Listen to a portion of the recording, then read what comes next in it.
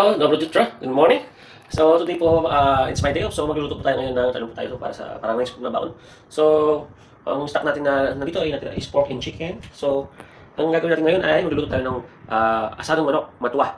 Sa Kapampangan po yun. Pangalawa, mag-roasted pork po ko ngayon. So using ng oven. So nakapag-marinate na ako. So nag-start na po siya para kasi almost 1 hour po or 1.5 hour po iluluto yun eh.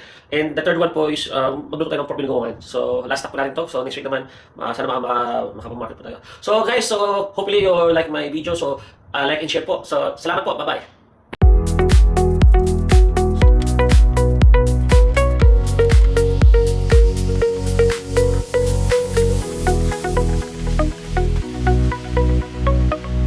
Yan, hindi ko nga nag-ibig sa akin. Nagwag tayo ng chicken asado po ng manda. Yan. So, hindi na tayo wala pa ng video kung natin.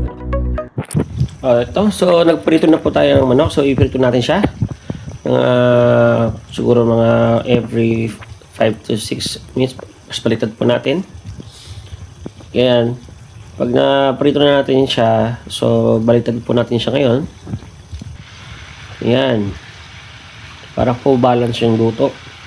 Pero palipat-lipat po natin para makita natin yung gusto natin na texture po niya, no? Kalabasan para po ganito. Lalabas na ito. Yan. Pag ito na nakita nyo, yan na po. Yan. Pwede na po yan. Set aside po natin yan. Magluto po tayo ng bawang. Ayan. Gisa-gisa. Pag sunod natin yung sibuyas. Yan po. Gisa natin na maayos po. Pag lumabas po yung aroma ng sibuyas. At sunod natin ay ang kamatis, syempre. Kaya tinawag ito ng asadong manok ng Kapampangan. Yan. Gisa lang ho natin. Yan. Lagyan natin ng asin. At syempre, paminta. Yan. Mix-mix lang natin. Ito na. Gisa-gisa lang. Yan. Tapos lagyan natin yung mga ingredients pa niya. Halimbawa, ito po una ay konting ketchup. Yan po, kulay din yan. At syempre, tomato paste po na nilagyan ko ng hot water. So, yan. Yan. Pag nakabit natin yan, pakuluin po natin siya. At susunod natin ito, lagyan natin ng konting toyo. Yan. Toyo daw. Siyempre, dahil wala nga akong lemon dito sa kalamansi, suka na ako ginamit ko. Pero masasarap po taga ito kapag kalamansi o lemon ang ginamit. So, dadagdag po tayo ng laurel. Yan, pakuluin po natin ito.